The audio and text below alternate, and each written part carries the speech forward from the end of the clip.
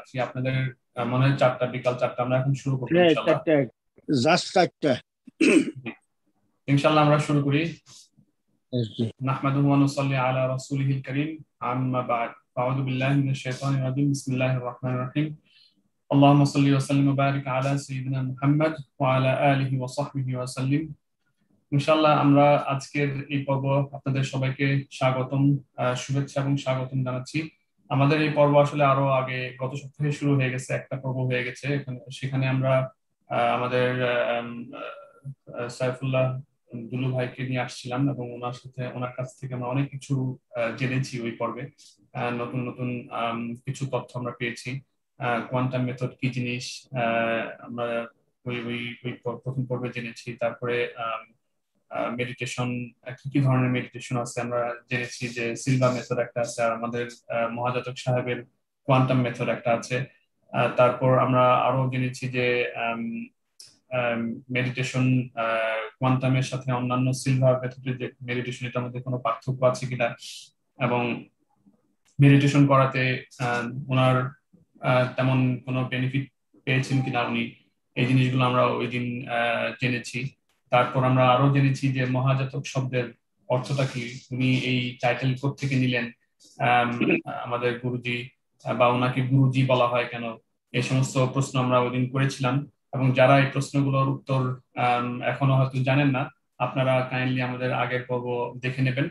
এবং এটা আপনার আমাদের যে কোয়ান্টাম ক্রাইমের ফেসবুকের যে পেজটা আছে সেখানে লিংক দেওয়া আছে, অথবা আমাদের একটা চ্যানেল আপাতত আমরা চালাচ্ছি, নরিশ ইওর সোল নামে, সেখানেও এই এই ভিডিওগুলো থাকবে, আপলোড হচ্ছে। প্রথমটাও ওখানে আছে আর কি, আপনারা দেখতে পারবেন ইনশাল্লাহ। এরপর আমরা আরো কিছু জিনিস জেনেছি দুলু ভাইয়ের কাছ থেকে, যেমন আম, মানুষের বিশ্বাসের উপর এটার কোয়ান্টাম মেথডের প্রভাবটা কিরকম আমরা হালকা পাতলা জেনেছি। তো আজকে আমরা আরো অনেক কিছু জানবো ইনশাল্লাহ। আমাদের এখানে যারা উপস্থিত আছেন, আমি এক এক করে কয়েকজনের কাছে যাব আপনাদের মানে পরিচিতি জানার জন্য, প্লাস আপনাদের যে ইনভলভমেন্ট কোয়ান্টাম মেথডের সাথে, সেই ইনভলভমেন্টটা জানার জন্য। এবং তারপর আমরা হয়তো আম, হালকা পাতলা প্রশ্নোত্তর পর্বে চলে যাব আপনাদেরকে প্রশ্ন করার জন্য, জানার জন্য আপনাদের কাছ থেকে যে আপনাদের ইনভলভমেন্ট কতটুকু ছিল, এবং আম, আপনারা কতটুকু বেনিফিটেড হয়েছেন, বা আপনারা কেন এখন আহ, আপনারা এখন কোন সিচুয়েশনে আছেন এবং কেন সেই সিচুয়েশনে আছেন, এই জিনিসগুলো আমরা আপনাদেরকে আজকে জিজ্ঞেস করবো ইনশাল্লাহ তাআলা। তো ইনশাল্লাহ আমরা আজকে, মতিন ভাই এখন নাই, উনি আসতেছেন নামাজ পড়ে। তো আমি আজকে ফার্স্টে মেহেদী হাসান ভাইকে দিয়ে শুরু করতে যাচ্ছি। আসসালামু আলাইকুম মেহেদী হাসান ভাই। ওয়ালাইকুম আসসালাম, কেমন আছেন? আছি আলহামদুলিল্লাহ, ভালো। আমার নাম মোহাম্মদ হাসান, আপনি হয়তো জানেন। আমাকে জি। এখানে আবু সুফিয়ান বলে, কারণ আমার ছেলের নাম সুফিয়ান। আর আমার ভাই আছে বাংলাদেশে, আমার ইমিডিয়েট ছোট ভাই, ওর নাম হচ্ছে মেহেদী হাসান। আচ্ছা, মাশাল্লাহ। আমি আমি মোহাম্মদ হাসান, আর আমার ভাইয়ের নাম হচ্ছে মেহেদী হাসান। তো আলহামদুলিল্লাহ, আপনি আমার ভাইয়ের মতোই আর কি, ছোট ভাই আর কি, আলহামদুলিল্লাহ। ইনশাআল্লাহ। আচ্ছা, আপনাকে দিয়ে শুরু করি। জি। আপনার নাম তো আমরা জানছি মেহেদী হাসান, আপনার আরেকটু পরিচয়, আপনি কোয়ান্টামের সাথে কতদিন ছিলেন বা এখনো আছেন কিনা, পরিচয়টা একটু আমাদেরকে জানাবেন প্লিজ। না, আমি ওখানে বেসিক্যালি স্টুডেন্ট ছিলাম 2005 থেকে 2012 পর্যন্ত। আহ, আমার অ্যাটাচমেন্ট ছিল 2005 থেকে 12 পর্যন্ত, ক্লাস 6 টু ক্লাস 12। আচ্ছা, মাশাআল্লাহ, এখন আমি তাহলে আর আপনি এখন আমি আর সেখানে নেই। কসমোস স্কুলে ছিলেন। জি। আচ্ছা আচ্ছা। ওদের ইয়ার টুয়েলভ মানে মানে আপনার কি বলে, ইয়ার টুয়েলভ আমরা এখানে বলি, ক্লাস ক্লাস 12 এর পরে কি আর কোনো ক্লাস আছে নাকি ওদের, ওদের না কলেজ ওখানে বা তো এরকম? না ওখানে তো কলেজ আছে, এখন আছে, বাট আমরা যে সময় পড়তাম ওই সময় ছিল না, ওই সময় ক্লাস 8 পর্যন্ত ছিল। আচ্ছা বাট আচ্ছা। এরও আগে আমাদেরকে ক্লাস 7 পর্যন্ত, 6 7 2 বছর আমরা ওখানে পড়েছি। তারপরে ক্লাস 8-এ কন্টিনিউ করার জন্য আমাদেরকে রাজশাহীতে পাঠিয়ে দেওয়া হয়েছিল। রাজশাহীতে মুসলিম হাই স্কুলে ক্লাস 8 1 বছর কন্টিনিউ করি। দেন ওখান থেকে ঢাকায় পাঠানো হয়, ঢাকা একটা স্কুলে 9 10, ঢাকা থেকে এসএসসি দেই। এবং এইচএসসি তারপরে আবার Bandarban cantonment public school college থেকে। তো তো এই হুম। এইচএসসি পর্যন্ত আমার কোয়ান্টাম ফাউন্ডেশনের সাথে অ্যাটাচমেন্ট। তো আনলাকিলি ফার্স্ট টাইম আমি কোনো ইউনিভার্সিটিতে চান্স পাইনি অ্যাডমিশন টেস্টে। এরপর ও, থেকে এরপরে যেটা হলো যে কসমো স্কুল থেকে সালেহ আহমেদ স্যার উনি বললেন যে যেহেতু ফার্স্ট টাইম কোথাও চান্স হয় না, তোমার মনে হয় কস্ট কোয়ান্টাম ফাউন্ডেশন বের করবে না, তুমি আইসিটি প্রোগ্রামে জয়েন করো। আমি বললাম না স্যার, আমি আসলে সেকেন্ড টাইম অ্যাডমিশন দিব, আমি পাবলিক ইউনিভার্সিটিতেই পড়বো, আমি অ্যাডমিশন দিব আবার। আচ্ছা আচ্ছা। এখন কস্ট। আমি আপনাকে একটা জিনিস জিজ্ঞেস করতে যাচ্ছি, সেটা হচ্ছে যে জি। আপনি তো স্কুলে ছিলেন অনেকদিন। জি। আপনি যখন স্কুলে ছিলেন, আপনি বললেন যে ক্লাস 6 থেকে ছিলেন। তো আপনি মহাজাতককে মানে কতটুকু দেখেছেন ওই স্কুলে থাকা অবস্থায়? ওই তো ওই তো মাঝে মাঝে আসতেন, আসতে তো দেখা হতো। মানে সেভাবে আমার পার্সোনালি কথা হতো বিষয়টা তা না, বাট আসতো তো, আচ্ছা আমাদের সাথে কথা বলতো, স্টুডেন্টদের সাথে কথা বলতো, বা ওখানে কর্মরত যারা আছেন তাদের সাথে কথা বলতো, মিটিং করতো। আমরা কালচারাল প্রোগ্রাম করতাম, সেখানে ঢাকা থেকে গেস্ট, চিটাগং থেকে গেস্ট আসতো, ওনারা থাকতো। সেভাবে তো দেখা হয়েছে। আচ্ছা। কসমো স্কুলের যে টিচাররা, টিচারদের সম্বন্ধে আপনার অভিমত কি? তারা কি আমার কোয়ান্টাম যে একটা দাবি করে যে অনন্য মানুষ বানানোর একটা কারখানা বলা যায় কোয়ান্টাম মেথড বা কোয়ান্টাম ফাউন্ডেশন, তো কসমো স্কুলের যে টিচাররা ছিল আপনার জানা মতে বা আপনার দেখা মতে কি তারা অনন্য মানুষ হিসেবে গণ্য হওয়ার যোগ্য? হ্যাঁ, এখানে একটা বিষয় হচ্ছে, প্রথম ব্যাপারটা যদি আপনি খেয়াল করেন, ওইখানে বান্দরবান একটা গহীন অরণ্যের জায়গা, সেখানে আপনি টিচিং প্রফেশনের জন্য অ্যাজ এ টিচার যাবেন কেন? প্রথম কথা হচ্ছে, আপনার একটা ডেফিনেটলি ফাইন্যান্সিয়াল নিড তো আছেই। আপনি পড়াশোনা করেছেন, বাংলাদেশের জব মার্কেটও এতটা স্টেবল না, সেটা আপনিও জানেন। তো স্বাভাবিকভাবেই আপনি একটা জবের জন্য, আপনার ফাইন্যান্সিয়াল স্ট্যাবিলিটির জন্য আপনি একটা জবের অফার যদি কোথা থেকে পান, সে ডেফিনেটলি দ্বিতীয়বার ভাবেন আপনি যাবেন কি যাবেন না। তো আপনার ফাইন্যান্সিয়াল নিড যদি থেকে থাকে, আপনি জবের একটা অফার যদি পান, যেখানেই হোক না কেন আপনি যাওয়ার চেষ্টা করবেন। এই ক্রাইসিস থেকে হলেও প্রথমত মানুষ এখানে যাবে। দ্বিতীয়ত এখানে এই যে সৃষ্টির সেবা, দুস্থ অসহায় বঞ্চিতের সেবা, এরকম একটা মূলত সামনে ঝুলানোই থাকে। তো আপনি দেখছেন যে আপনার একটা জব আছে, আপনার ভালো কিছু অসহায় তো বঞ্চিত মানুষের জন্য কিছু করার সুযোগ আছে, একটা ভালো সঙ্গের সাথে যারা ভালো কথা বলছে, ভালো কাজ করছে, এরকম একটা সঙ্গের সাথে আপনি থাকতে পারছেন। সিম্পল মাইন্ডে আপনি কিন্তু এটা অ্যাকসেপ্ট করবেন, অ্যাকসেপ্ট করে আপনি সেখানে যাবেন। বাট আপনি যদি দেখেন যে না, আমাকে যেটা বলা হলো বা যে ভালো কথাগুলো, যে কল্যাণের কথাগুলো বলা হলো, সেগুলো আসলে সেগুলো অরিজিনাল পারপাসটা বিজনেস পারপাস, বা অরিজিনালি সেগুলো হচ্ছে একটা মূল্য আমার সামনে যেটা ঝোলানো হলো, এই রিয়েলাইজেশন আপনার যখন আসবে, তখন তো স্বাভাবিকভাবে আপনি সেখান থেকে চলে আসবেন বা নিজেকে সরিয়ে নিবেন। তো আপনি আমাকে যদি বলেন টিচারদের, যাদের কথা, টিচারদের কথা যদি বলি, ওখানে টিচাররা আর রাউন্ড দ্য ক্লক আমাদের সাথে থাকতো। সেই ভোর 5টায় আমরা যখন প্যারেডের জন্য প্র্যাকটিসে উঠতাম, ওই সময় থেকে শুরু করে রাত 10টায় আমরা যখন ফাইনালি স্টাডি শেষ করে আমরা হোস্টেলে চলে আসতাম, হলে চলে আসতাম, নূর হলে চলে আসতাম, তখন পর্যন্ত টিচাররা আমাদের সাথে থাকতো। টিচাররা আমাদের জন্য অক্লান্ত পরিশ্রম করছে, আনডাউটেডলি, নিঃসন্দেহে আমাদের জন্য প্রচুর পরিশ্রম করছে। এখন টিচারদের এই পরিশ্রমের পিছনে দুইটা পার্সপেক্টিভ থেকে ওনারা হয়তো এটা এগ্রি করছে, অ্যাকসেপ্ট করছে। একটা হচ্ছে ওনাদের ফাইন্যান্সিয়াল নিডও হয়তো আছে, এই জন্য সেখানে গেছে জব করতে। আর দ্বিতীয়ত উনি ভাবছেন যে ভালো একটা সঙ্গের সাথে আছে, বাচ্চাদের নিয়ে কাজ করছে, ভালো কাজ করছে, অসহায় বাচ্চাদের নিয়ে কাজ করছে, এটা পুণ্যের কাজ, ভালো কাজ, এই কাজের সাথে আমি আছি। এই জন্য যেটা হয়, অনেক সময় খুব কম পারিশ্রমিকেও বা কোনো পারিশ্রমিক ছাড়াও টিচাররা আমাদের দেখাশোনা করছে, আমাদের পড়াশোনার জন্য হেল্প করছে, এবং কোয়ান্টাম ফাউন্ডেশনের অন্যান্য অনেক কাজের সাথে নিজেদের ইনভলভ করছে। বাট অনেক টিচারই যখন ভুলটা বুঝতে পারছে, যে মহাজাতক বা মহাপ্রতারক এই প্রতারণা করছেন বা ব্যবসা করছেন দানের দানের নামে, in the name of charity is doing business actually, এই ব্যাপারগুলো যখন বুঝতে পারছেন, তখন টিচার না বা শুধু কর্মী না, অনেক স্টুডেন্টরা এবং অন্য অনেকেই ফাউন্ডেশন থেকে দূরে সরে আসছে। হুম। আচ্ছা, আমার একটা জিনিস জানার ইচ্ছা যে কসমো স্কুলে কি যত বাচ্চারা আছে সবাই কি এতিম বাচ্চা নাকি, নাকি তাদের বাবা মা আছে এবং ভরণ পোষণও দেওয়া হয় না, বাবা মা? না, সবাই এতিম না। এমন অনেকে আছে যাদের বা প্যারেন্টস নেই, খুব গরিব। আবার এমন অনেকে আছে যারা মনে করেন ওইখানে স্টাফ ছিল, তাদের বাচ্চারা পড়াশোনা করছে। সেফর আমি কিন্তু আমার আম্মা ওইখানে জব করার জন্য গিয়েছিল। তো আচ্ছা আচ্ছা। আমার আম্মা জব করার জন্য গেছিল, এবং ওইখানে তো আসলে ওইটার অল্টারনেটিভ সেরকম কোনো স্কুল ছিল না। এই জন্য আমি ওই স্কুলে জয়েন করি, পড়াশোনা শুরু করি। এবং পরে টিচাররা বলে তুমি যেহেতু ভালোই করছো তাহলে তুমি বাকি স্টুডেন্টের মতো আবাসিকে জয়েন করো, আবাসিকের স্টুডেন্টের মতো তাদের সাথেই থাকো, তুমি এখানে জয়েন করো, তোমার প্যারেন্টস এর কোনো কষ্ট বের করতে হবে। দেন আমি বললাম আচ্ছা ঠিক আছে। তারপর আমি আবাসিকে জয়েন করি, বাকি স্টুডেন্টদের মতোই আমি আমার স্টুডেন্ট লাইফ সেখানে কন্টিনিউ করে স্টাডি করতে থাকি। সবাই যে এতিম বিষয়টা তাও না, স্টাফদের স্টুডেন্টরাও আছে, তারপর এমন স্টুডেন্টও আছে ঢাকায় তাদের প্যারেন্টসরা থাকে, আহ, ভালো অবস্থা, বাট তারপরেও ওইখানে খুব ভালো স্টুডেন্ট, ভালো একটা পরিবেশ এরকম ভেবেই হয়তো বা মহাজুতের কথায় প্রভাবিত হয়েও অনেক প্যারেন্টস তাদের বাচ্চাদের সেখানে পড়াশোনা করাচ্ছেন, অনেক টিচারদের স্টুডেন্টরাও, টিচারদের ছেলে মেয়েরাও আছেন, এরকমও আছেন। হুম। আচ্ছা, কসমো স্কুল এবং কলেজের সফলতার কথা প্রচার করে মহাজাতক আম, সত্যি কি কসমো স্কুল কলেজের মানে মানে উনি যেভাবে প্রচার করেন সেই রকম কি আসলে সফলতা আপনি দেখতে পাচ্ছেন, মানে পেয়েছেন নাকি? না দেখেন, সফলতা তো অবশ্যই আছে, বাট যেটা ব্যাপারটা হচ্ছে সেটা হচ্ছে যে আহ, মহাপ্রতারক যেটা করছে, তেলের যেই মাথায় তেল আছে সেই মাথায় তেল ঢালছে। হুম, হ্যাঁ, ব্যাপারটা এরকম। এখন আমি হচ্ছে ওখানকার থার্ড ব্যাচের স্টুডেন্ট। ফার্স্ট ব্যাচের কথা যদি আপনি বলেন, ফার্স্ট ব্যাচে তিনজন ছিল, এর ভেতর একজন খুলনা মেডিকেল কলেজে পড়েছে, সুমথং। পুরো কোয়ান্টাম ফাউন্ডেশনের সবাই কিন্তু সুমথং বরং এর কথা জানে, হুম, যে সুমথং আমাদের ছেলে, এই কসমো স্কুলের ছেলে, সে এখন এমবিবিএস করছে খুলনা ইউনিভার্সিটিতে, সরি খুলনা মেডিকেল কলেজে। এটা সবাই জানতো ওই সময়, ওনারা এখন শেষ, এমবিবিএস স্টেশনে জব করে।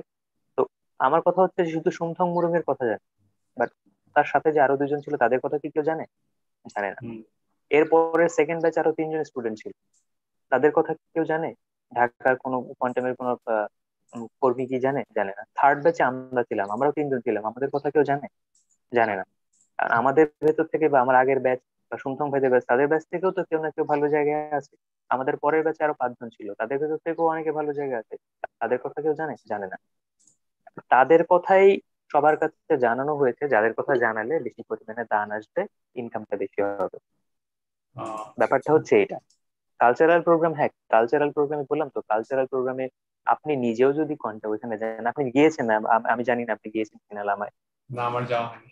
আচ্ছা, আপনি নিজেও যদি ওখানে যান, স্বাভাবিকভাবে দেখবেন পাহাড়িরা বাচ্চারা সাধারণত যেটা অনেক আহ, আহ, আধো আধো আধো বাংলায় কথা বলবে, দেখতে খুব সুন্দর হয়, ফর্সা হয় অনেক।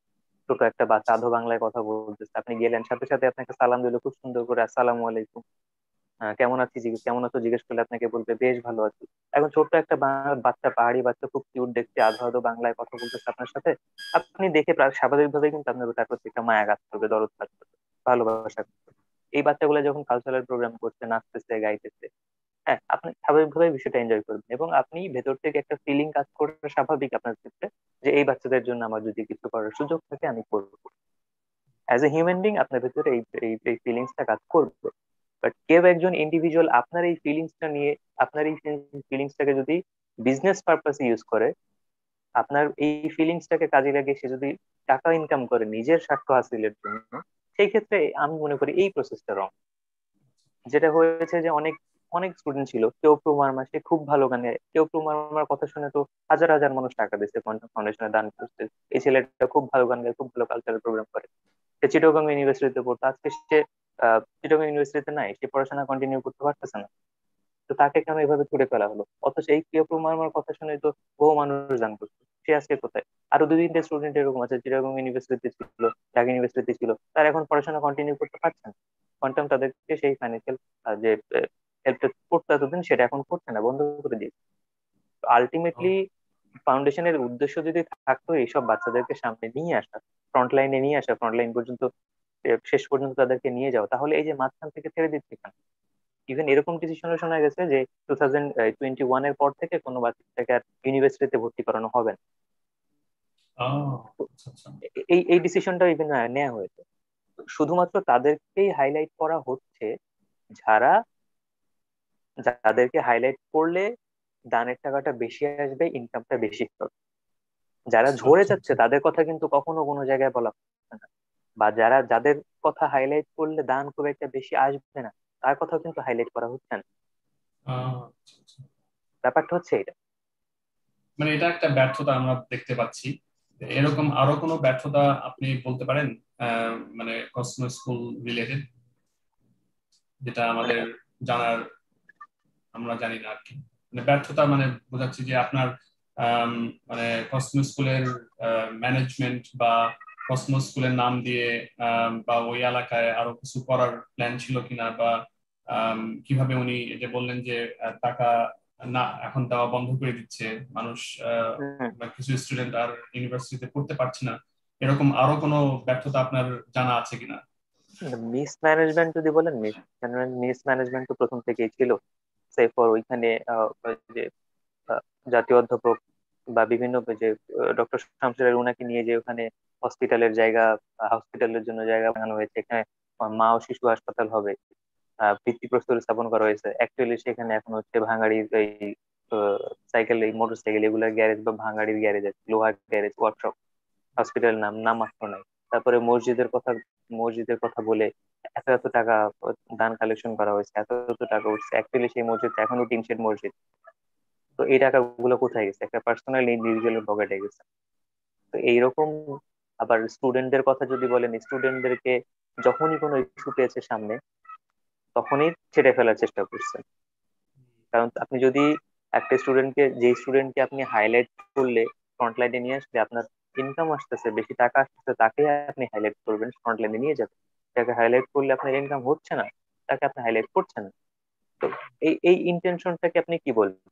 মানে এই ইন্টেনশনটা তো পজিটিভ ইন্টেনশন বা ভালো কোনো ইন্টেনশন না। আচ্ছা আচ্ছা, ধন্যবাদ। আমার মনে হয় আমার বলেন। মনে হয় আমি তো স্টুডেন্টদের পার্সপেক্টিভে কথা বললাম, ওখানে টিচার যারা ছিলেন, মতিন স্যার, আনোয়ার স্যার যারা ছিলেন, হুম। ওনারা এই ব্যাপারগুলো টিচারদের পার্সপেক্টিভ থেকে যদি ওনারা বলেন, আমার মনে হয় ওনারা আরো ভালো বলতে পারবেন এই ব্যাপারগুলো। হুম, good, আলহামদুলিল্লাহ। আমি এখন আসলে আমাদের মতিন ভাইয়ের কাছে চলে যাব।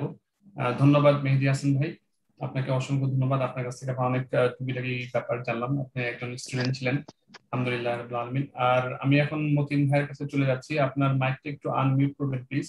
আচ্ছা, আনমিউট হয়ে গেছে আপনার।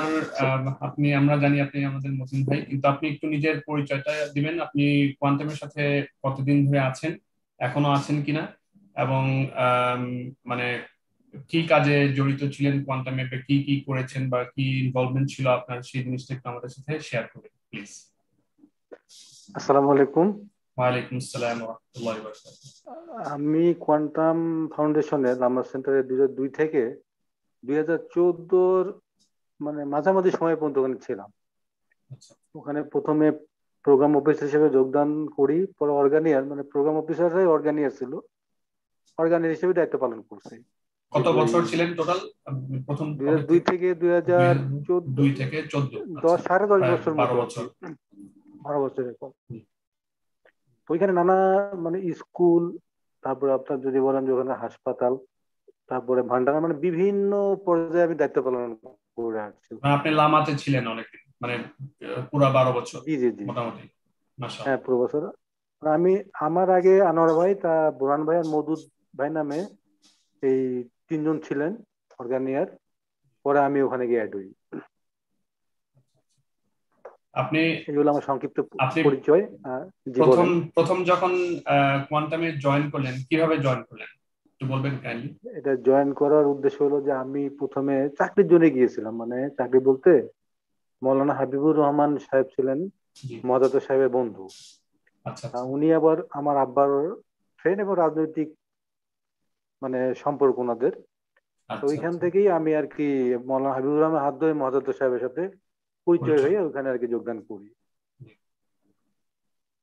সরাসরি গুরুজি, মানে যাকে গুরুজি বলতাম আর কি আমরা, মহাদাতা সাহেব, উনি আমারে বলছিলেন, দেখো হাবিবুর রহমান হলো আমার ন্যাংটাকালের বন্ধু, আর যেহেতু তোমার আব্বা হলো হাবিবুর রহমান সাহেবের বন্ধু, তাহলে তুমি সেইভাবেই মানে আমাদের সাথে কাজ করবা। আর এখানে কাজ করে মিশনারির মতো, মানে এখানে মিশনারি জব করতে হবে, তো এখানে তুমি কিছু পাবা না, মানে তোমার শ্রমটাই দিতে হবে মূলত আর কি, এই ধরনের কিছু বোঝানো হয়েছিল আমাকে। আচ্ছা, আচ্ছা। আপনি আম, আহ, আপনি কি মেডিটেশন কোর্সটা করেছেন নাকি এমনি হ্যাঁ, সরাসরি আপনি একশো মানে কাজে নিয়োজিত হয়ে গেছেন? না 147তম কোর্সটা করানো হয় আমাকে, করানোর পরে ঢাকায় কিছুদিন থাকার পরে দেন আমি লামাতে জয়েন করি। আচ্ছা তারপরে আচ্ছা আপনার সম্ভবত 11 বেজে আমি প্রো মাস্টার্স কোর্স করি। আচ্ছা মেডিটেশন আচ্ছা। নিয়মিত করছি লামাতে যাওয়ার পরে।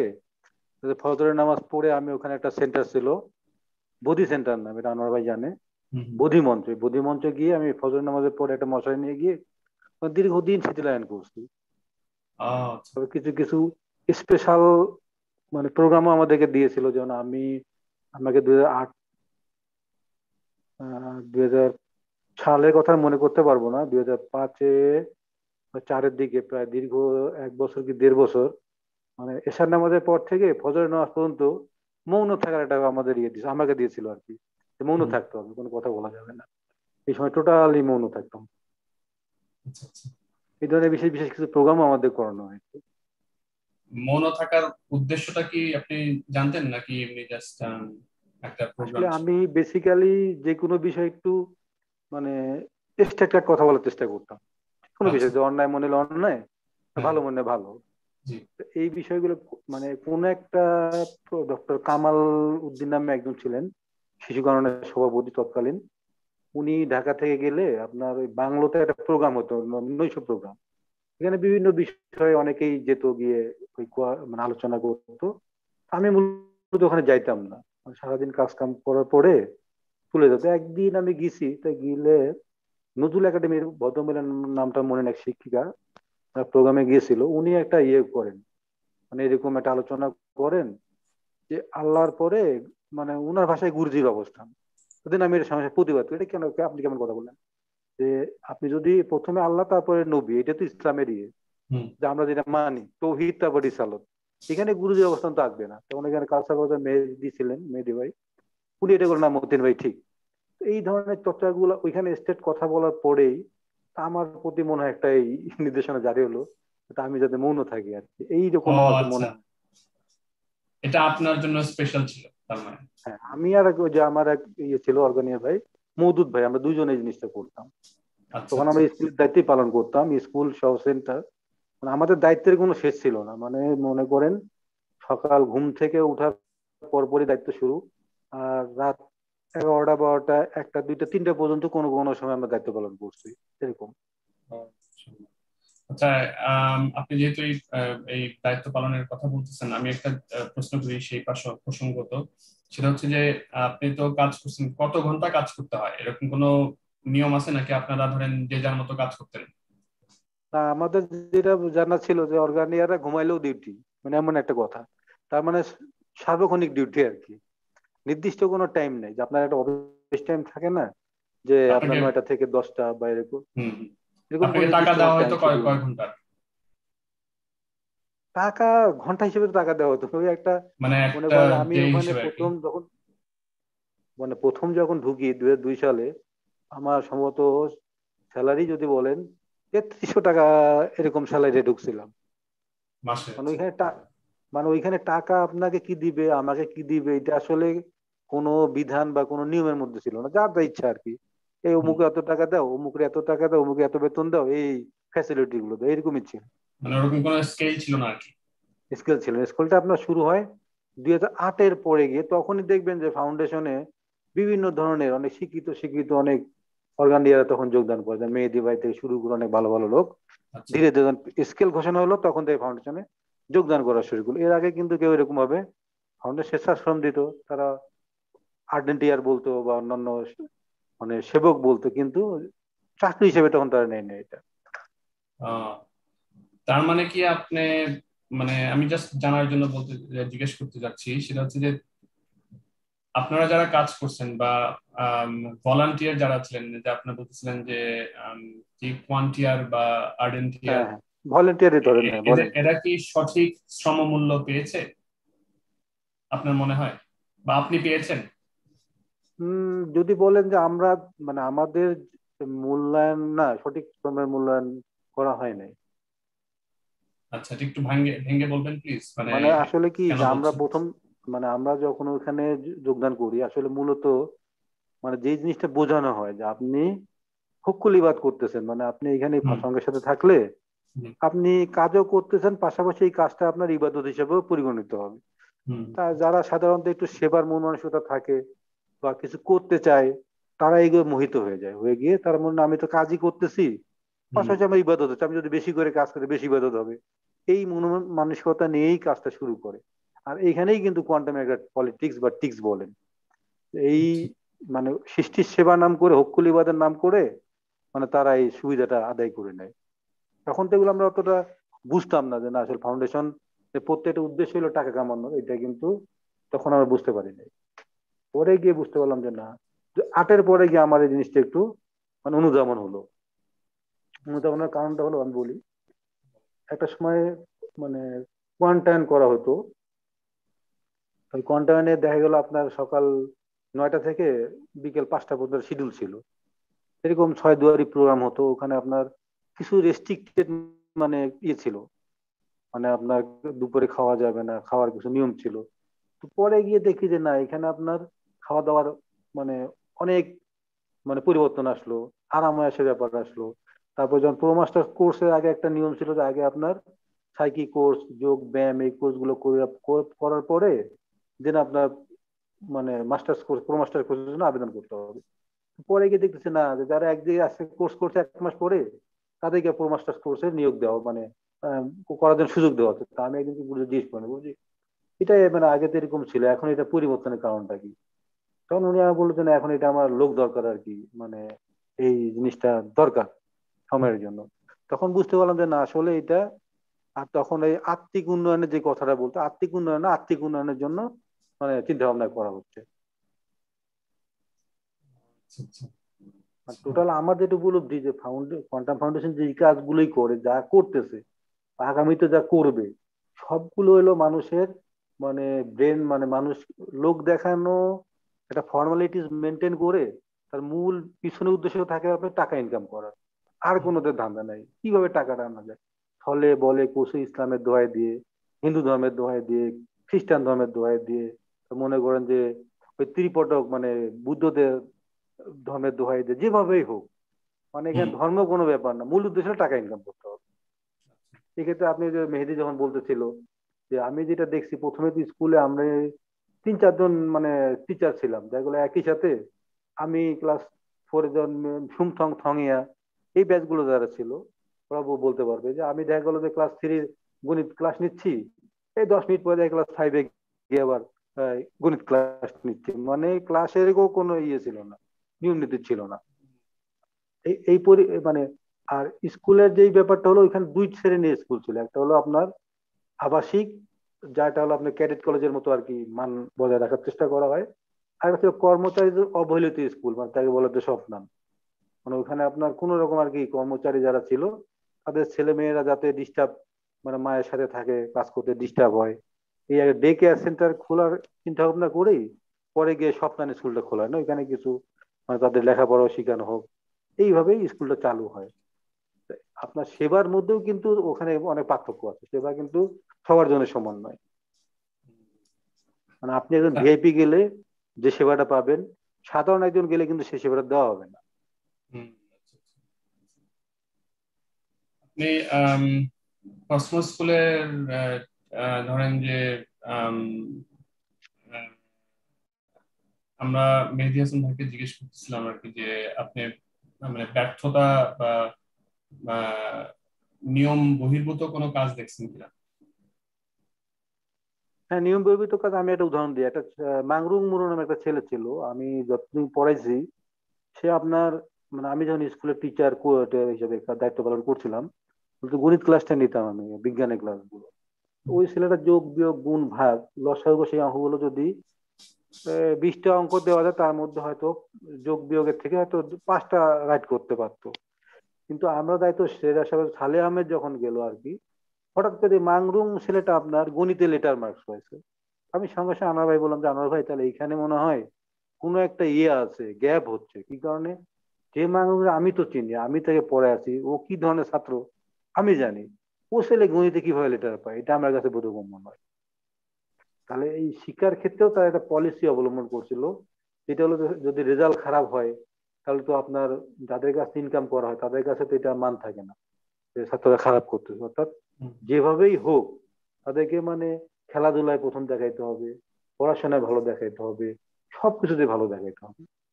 আরো অসামঞ্জস্য যেটা বলতেছেন, যে আবাসিক ছাত্রদের সাধারণ যে কাপড় চোপড় ছিল, আপনি দেখবেন যে ময়লা নোংরা, মানে ওরা রাতে অনেক পোশাক পরে দিত, মানে কাপড়গুলো ওইভাবেই ড্রয়ারের মধ্যে রেখে রাখতো, দুর্গন্ধ হতো। যখন কোনো অনুষ্ঠান হিসাবে, মানে অনুষ্ঠানে কিছু লোকজন যাচ্ছে, ভিআইপি বা কোনো অনুষ্ঠানে যাবে, পুরো দৃশ্যই চেঞ্জ। পুরো আবাসিক তার প্রায় 15 দিন বা 10 দিন আগে থেকে পরিষ্কার পরিচ্ছন্ন করা হয়, ছাত্রদেরকে ভালো পোশাক পরানো হয়, ভালো খাবার তখন পরিবেশন করা হচ্ছে। দেখা গেলো আপনার ফলের উৎসব করা হচ্ছে, দেখা গেলো তরমুজ কেটে সব বাচ্চাদেরকে বসানো হয়েছে, তরমুজের ফালি দিয়ে ওখানে ছবি তোলা হচ্ছে, ছবি তোলা বুলেটিনে প্রকাশ হচ্ছে তরমুজ উৎসব। ছাত্রদেরকে আমরা এইভাবে এই পরিচয় এই পরিসরে এইভাবে রাখি। তার মানে ওখানে তাদের একটা আর্নিং সোর্স আছে, যে সোল ব্রাদার সোল সিস্টার। তা মানুষ তো সাধারণত দেখে, অনেকে তো আসলে সেবা করতে চায়, সঠিক জায়গা পায় না, যেটা আরে কোয়ান্টাম তো ভালো করতেছে, এত সুন্দর এই পাহাড়ি বাচ্চাদেরকে এত সুন্দরভাবে রাখে, আমাদের টায়ারগুলো যথাযথভাবে কি ইউটিলাইজেশন হবে, এই মন মানসিকতা করেই তারা কিন্তু টায়ারগুলো দান করে। কিন্তু অন্তরালে কি হয় এটা তো তাদের কাছে পৌঁছানো হয় না। এখন আমরা কিছু প্রোগ্রাম করতেছি বা কিছু সচেতন হচ্ছে, ফেসবুকে কিছু লেখা হচ্ছে, এই জন্য ধীরে ধীরে বিষয়গুলো কি হচ্ছে, দৃষ্টিগোচর হচ্ছে, মানুষ একটু সচেতন হচ্ছে। আপনি বললেন যে একটা ছেলে এরকম লেটার মার্কস পাওয়ার কথা না কিন্তু পেয়ে গেছে, এটার মানে কিভাবে পেলো? আপনারা পরে ইনভেস্টিগেশন করেছিলেন বা জেনেছিলেন? আমি তখন তো আর আমি স্কুলের সঙ্গে জড়িত ছিলাম, পুরোটা সেন্টারে চলে যেত। আমি আনোয়ার ভাইকে বলছিলাম যে আমার এখানে সন্দেহ হয়, কি কারণে, যে ছেলে যোগ বিয়োগ গুণ ভাগ ভালোভাবে করতে পারে না, সে ছেলে পরবর্তী বছরে আমার এসে বলতো, স্যার আমি অঙ্কে 80 পেয়েছি।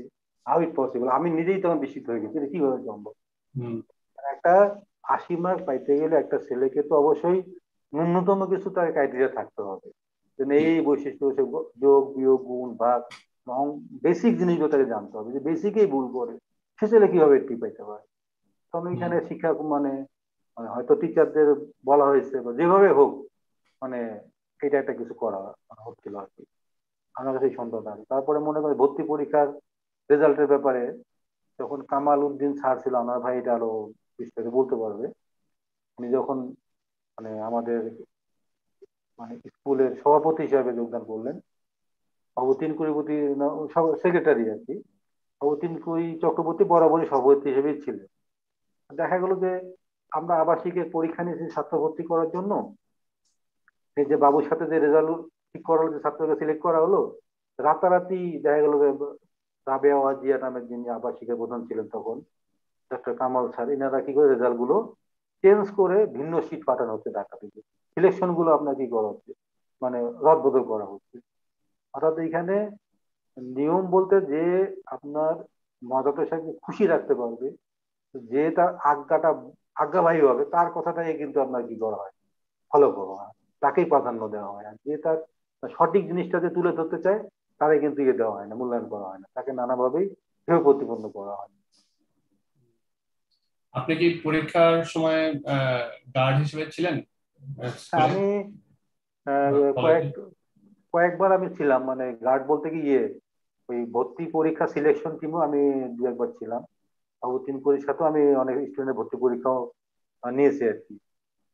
তো সেরকম সেখানে আপনি কোনো অনিয়ম বা কোনো রকমের ছল চাতুরি মানে এক্সপিরিয়েন্স হয়েছে পরীক্ষা নাকি? তো পরীক্ষা তো আপনার তো সুন্দরভাবে নেওয়া হচ্ছে, মনে হয় সিস্টেমে নেওয়া হলো, কিন্তু ওই যে বললাম যে আপনার রেজাল্ট পরিবর্তন করে, যে তিন কোটি বাবু সহ যে ছাত্রগুলোকে সিলেক্ট করা হলো, সেইগুলোকে আমরা কেন্দ্রে লিস্ট গুলো পাঠাবো, দেখা গেলো ওইগুলো চেঞ্জ করে অন্য একটা শীট পাঠানো হচ্ছে। তাহলে এখানে তো আপনার একটা রুল মানে ইমেসেজ এটা চলতে আপনি পারে। দেখছেন আপনার হ্যাঁ, সচক্ষে হ্যাঁ, যে একটা হ্যাঁ। স্টুডেন্ট যেই পরীক্ষার মানে পেপার সেটা সাবমিট না করে অন্য আরেকটা পেপার সাবমিট করা হচ্ছে? না, না, না, ওইটা না, ভর্তি পরীক্ষার কথা বলতেছি। আর ওই আচ্ছা, আচ্ছা। গণিতের বিষয়টা আসলে ওইটাতে কিভাবে হয়েছে, ওই ছেলেদের কিভাবে আপনার মানে লেটার পাওয়া গেছে। কোন কেরামতিতে হলো, আসলে এটা আমার জানা, এটা আমার বোধগম্য না। আচ্ছা, আচ্ছা। মানে এটা কোনো আচ্ছা, আপনি কেরামতি না ভর্তি কোনো পরীক্ষার একটা। কথা বলতেছেন।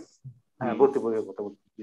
যে মানে পেপার একজনেরটা সরায় আরেকজনেরটা দেওয়া হয়েছে আর কি। হ্যাঁ, যেই মানে সম্মিলিতভাবে সভাপতি সেক্রেটারি অন্যান্যরা যেটা সিলেক্ট করলো, যে পেপার গুলো অথরাইজ করলো, যে ছাত্রদেরকে নিয়োগ দেওয়া হলো আর কি, ভর্তি পরীক্ষা সুযোগ দেওয়া হলো, তো সেটা পরিবর্তন করে, সেটা কামাল তারপর যে রাবে আওয়াজ দিয়ে মিলে পরিবর্তন করে আর একটা সিট আপনার ঢাকা কেন্দ্রে পাঠানো, যে এরা সিলেক্ট। তাহলে এখানে তো একটা অসামঞ্জস্যতা থাকতেছে। আর এটা বরাবরই যদি মনে করেন যে কোয়ান্টাম ফাউন্ডেশনে একটা মানে যদি চুন থেকে পান খুঁজতে গেলেও এখানে কিন্তু মহাদত সাহেবের অর্ডার লাগে, ওনার হুম। নির্দেশ ছাড়া কোনো কিছু হয় না। আর যদি এটা যদি আমার ছাড়া করেন, তাহলে অবশ্যই আমি মনে করবো এটা গুরু মানে মহাদত সাহেবের নির্দেশনা ছিল, তা নাহলে এটা কখনোই সম্ভব না। হুম। আপনি এখন আর নাই ওদের সাথে, না? সরি, আপনি এখন আর ওদের সাথে নাই, কসমোস না স্কুল না, এবং আমি কলেজের সাথে মানে নাই? আমি 2000 মানে আমি বের হয়ে আসার কিছু কারণ ছিল, কারণটা একটু বলি। কারণটা বলেন, হ্যাঁ একটু বলেন। কারণটা হলো একটা বড় একটা কারণ আছে, যে এটা হলো আমি একবার ঢাকায় আছি, ঢাকায় আসলে পরে মহাদত্ত স্যার আমার 5টা অ্যাসাইনমেন্ট দেয়। উনি বিভিন্ন অ্যাসাইনমেন্ট দিত আর কি। তার মধ্যে সোলার প্রজেক্ট নামে একটা বিস্তারিত রিপোর্ট করতে বলছিল, মানে নামাতে যে সোলার সোলার সিস্টেম গুলো প্রজেক্ট। করা হয়েছে। হ্যাঁ, এই সোলারের বিরোধিতা আমি প্রথম থেকে করে আসছিলাম। সোলার নিয়ে যেই কথা বলছে তার এই মানে তার উপরেই মানে কি বলে কোয়ান্টামের খড়গ নেমে আসছে। যে ফয়সাল মাহমুদ কথা বলার কারণে আরো কিছু কারণ ছিল। উনি লামা থেকে বরিশালে আসার অন্যতম একটা কারণ ছিল সোলারের বিরুদ্ধে কথা বলার জন্য। আমি সোলার নিয়ে রিপোর্ট করলাম যে এখানে যে আমি কিছু অনিয়ম দেখছি। এই অনিয়মটাকে একদিনকে অ্যাকাউন্টসের রশিদ সাহেব এখনো ওখানে আছেন, আমার একটা স্লিপ কাগজে স্লিপ প্যাডের মধ্যে 5 লক্ষ কি 6 লক্ষ টাকা বিল নিয়ে আসছে। ঢাকা থেকে বিল গুলো আসলে ওগুলোকে আমাদের অথরাইজ করে দিতে হয়, এইটাকে অথরাইজ করে দিলাম কেন? তো এইটা একটা আপনার যে ম্যাগনেটিক ডিলে নামে একটা বাল্ব কেনা হয়েছে, যেটা আমি বাল্ব হলো দাম হলো 1 থেকে 150 টাকা দাম, 800-900 টাকা করে দেখানো হয়েছে। এই বাল্বের আপনার ইয়ে করতে হবে, এই বিলটা অথরাইজ করতে হবে। আমি না, এটা করা যাবে না। আমি বিলটা নিয়ে আমি তার একটা ফটোকপি রেখে আমি একটু সঙ্গে সঙ্গে গুরুজি যখন আসতে দেখেছে, দেখেন এটা তো কোনো বিল হইতে পারে না, এটা আপনার বিল দিল এত টাকার, ঢাকার কোনো দায়িত্বশীলের সাইন নাই, কারো কোনো সাইন নাই, এইখানে আমরা কেন এটা সাইন করবো? এটা বলার সঙ্গে ওনার মুখটা কালো হয়ে গিয়েছিল, হয়ে যাওয়ার পর এটা নিল। তবে আমি মানে যে মিশু নামে ওনার ভাতিজা ছিল, উনি এটা ব্যাখ্যায় বলতেছে যে এটা ম্যাগনেটিক রিলে। আমরা তো এটা তো মানে কোনো টেকনিক্যাল পার্সন না, ম্যাগনেটিক রিলে নিয়ে তো আমরা জানি না। তো আমার ভাতিজা দুজন আছে যারা এই ইলেকট্রনিক্স এর ব্যাপারে তাদের খুবই অভিজ্ঞতা। তো আমি ওদের কাছে বললাম যে আপনি এটা কি ব্যাপার ম্যাগনেটিক রিলে? উনি বললো যে আসলে বাল্বটার মধ্যে একটা সিস্টেম থাকে যে এসি থেকে ডিসি, মানে আপনার যেখানে জেনারেটর হচ্ছে এসি ডিসি সিস্টেম আছে, হয়তো আপনি ওইটাকে কনভার্ট করার জন্য প্রাইস কি হতে পারে 100-150 টাকা এরকম হইতে পারে বাল্বগুলো। তো এই বাল্বগুলোর মোট মূল্য আসছিল আপনার 8 লক্ষ টাকা। আচ্ছা। আমি ওই রিপোর্ট করার মধ্যে 5টা পয়েন্ট উল্লেখ করছিলাম। মানে রিপোর্টের হলো কি একটা বিল, একটা চালানের বিল করতে ঢাকা থেকে অর্গানিক সুদর্শন দাস একটা পেন ড্রাইভে করে একটা ফরম্যাট নিয়ে আসছিল যে এই প্রজেক্টটুকু এত খরচ হলো, তার আমি একটা কপি রেখে দিয়েছিলাম। এই বিলগুলো অথরাইজ হয়ে গেছে। তো সেই কপি অনুযায়ী আমি দেখলাম যে আমাদের ওইখানে স্টোরে প্রায় 82 লক্ষ বা 85 লক্ষ সামথিং টাকার মালামাল, মানে সোলার প্যানেল, ব্যাটারি, এগুলো অবহেলিত অবস্থায় নষ্ট হয়ে যাচ্ছে। আমি একটা পয়েন্ট তখন বলছিলাম, আরো এরকম 4টা রিপোর্টার একটা কপি আমার কাছে এখনো সম্ভবত আছে, আমি রেখে দিয়েছিলাম। এই অনিয়মগুলো আমি তুলে ধরছিলাম সোলারের বিষয়ে। বলার পর আমি ছুটিতে বাড়ি যাই, বাড়ি যাবে, ওখানে 5-6টা অডিট হয়। অডিট হওয়ার সময় দেখা গেল যে প্রায় 85টা-90টা না জেল ব্যাটারি ছিল, যে জেল ব্যাটারি গুলো আমি যতটুকু জানি স্টক লট থেকে কেনা, অর্থাৎ মেয়াদ প্রায় শেষ হয়ে যাচ্ছিল, তখন নাকি এগুলো আপনি লট হিসেবে বিক্রি করে দিচ্ছে। এই জেল ব্যাটারি গুলো তখন গাড়িতে করে নিয়ে যাচ্ছিল রাত্রে অন্ধকারে। তখন ওইখান মানে নামা সেন্টার পার হইতে গেলে উঁচু একটা ব্রিজ আছে, উঁচু জি। একটা পাহাড় আছে, ওইটা উঠতে হয়। তা গাড়িটা ওইখান থেকে গিয়ে আপনার স্লিপ করে সব ব্যাটারি ট্যাটারি পড়ে যায়। আল্লাহ রহমতে ব্যাটারি গুলো বাঁচতো না, ওগুলো হয়তো অনেকের জীবন হতাহত হতো। হুম। ওগুলো আপনার সরাইতে গিয়ে পারলো না।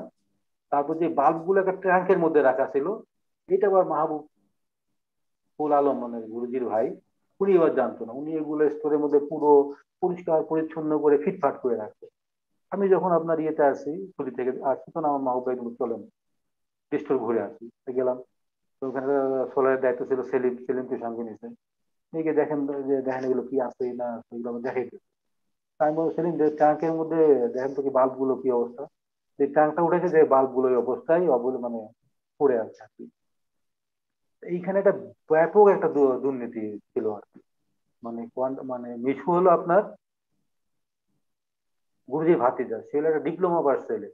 সে মানে ডিপ্লোমা মানে ইন্টার সমমূল্য। তা সে ছেলে কি করলো, কোয়ান্টামে যোগদান করে কোয়ান্টামে টাকা দিয়ে এই সোলার প্রজেক্টটা নিয়ে সে মানে কয়েক কোটি টাকা এখান থেকে সিকি করলো হাতে। আর এই জিনিসটা রহস্যটা উন্মোচন করছি বিধায় মানে আমার উপরে কিছু মিথ্যা অপবাদ তারা দেয়। আসলে যে মিথ্যাবোধটা আসলে এটা সঠিক না।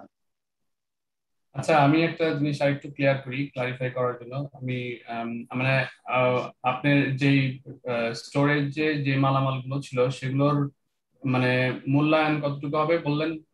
8 লাখ টাকা? না না না, 85 লক্ষ সামথিং টাকা মালামাল তখন অবলিত অবস্থায় পড়েছিল, আমি এটা রিপোর্টের মধ্যে উল্লেখ করছি। আচ্ছা আচ্ছা, ও 5টা আচ্ছা। পয়েন্ট দিয়েছিলাম, হুম। 5টা পয়েন্টের মধ্যে ওয়ান অফ দেম। আর মনোরম, সোলার যে হ্যাঁ। মালামাল গুলা কোথায় যায় কিভাবে যায় তার রেজিস্টার মেনটেন করা হতো না এরকম। আচ্ছা মানে আমার 5টা পয়েন্ট ছিল, তার দুই একটা মনে আছে, আমি দুই একটা কথা বলতেছি। আর রিপোর্টের একটা কপি আমার কাছে এখনো সম্ভবত আছে, আমি রেখে দিয়েছি। আচ্ছা। 85 লাখ টাকা আপনার মানে ওই মালামাল ছিল, কিন্তু ওর যে মানে গুরুজির যে ভাই ছিল, সে মানে আরো বেশি টাকা দিয়ে সেই জিনিসগুলো কি কিনে নিছিল নাকি? মানে আমি এই যে জায়গাটা একটু। আমি একটু ক্লিয়ার করি। জি। মনে করেন যে ওনার ভাই মানে ভাতিজা আর কি, ও ভাতিজা, সরি, হ্যাঁ। জাপানি জাপানি সোলারের চিপ, জার্মান। জি জি। আমি চিটাগাং এ গেলাম, তো যাওয়ার পর জিজ্ঞেস করলাম, তো চিটাগাং এ এক বড় ব্যবসায়ী সোলারের জন্য ব্যবসা করে, বললো যে ভাই জার্মান চিপ বলে কোনো চিপ সোলারের বাংলাদেশে নাই, আচ্ছা। আনাও হয় না। জার্মানে হুম, কোনো চিপ নাই। আপনি যদি এখন চান যে আমি এই প্যানেলটাকে আপনার এখানে লিখে জার্মান, মেড ইন জার্মান, আমি লিখে দিতে পারবো, জি আপনি বুঝছি যদি নিতে এবার, হ্যাঁ। চান। আর সহজ বাংলা বোঝালো আর কি, জার্মান থেকে মানে সোলারের কোনো চিপ বাংলাদেশে আমদানি করা হয় না। হুম। কিন্তু সে যে ওই জিনিসটা সোলারের, দিয়ে বিজনেস হ্যাঁ, করতেছে আর কি। বিজনেস মানে যেখানে একটা প্রজেক্ট, মানে আমরা একটা দায়িত্ব দেওয়া ছিল যে এখন যে অর্গানিয়ারা থাকে, নামও ভুলে গেছে, সেগুলো খেয়াল রাখতে চাই না আর কি। না না, ঠিক আছে, আসলে না। অর্গানিয়ার আবাসিক যেটা আর কি এখন আছে, এটা আমার ভাই বলতে পারে, নামটা হয়তো আমি ভুলে গেছি, সরি। হুম ওইখানে আমার দায়িত্ব দেওয়া হলো যে আপনি সোলারের তাহলে পুরো এটা সোলার আপনি করেন। হুম ওইখানে জেল ব্যাটারি ছাড়া আমি হচ্ছে আপনার ওই যে আহ, পানি ব্যাটারি যেগুলো আর কি, হুম ওই ব্যাটারি যে পুরো প্রজেক্ট মানে লাইনের ওয়ারিং থেকে শুরু করে বাল্ব টাল্ব সহ একদম, তো 18,500 টাকার মধ্যে আমি পুরো কমপ্লিট করছি একটা রুমে। হুম আর সেই জায়গায় হুম। মিশু সাহেবের একটা প্রজেক্টে প্রায় কত 14 লাখ 15 লক্ষ টাকা করে একটা করে ইয়ে নিতে হয়।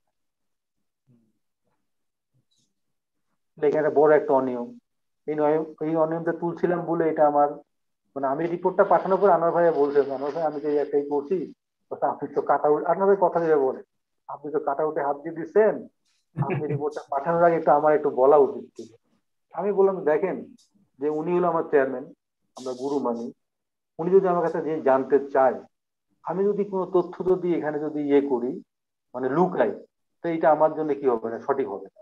আমি জিনিসটা এখন চিন্তা করি, এট দ্য মোমেন্টও আমি চিন্তা করি যে আমার উদ্বোধন পদ্ধতি আমার কাছে অফিস সংক্রান্ত কিছু জানতে চাই, আমি যদি জানি তথ্য যদি গোপন করি সেটা অপরাধ এক ধরনের।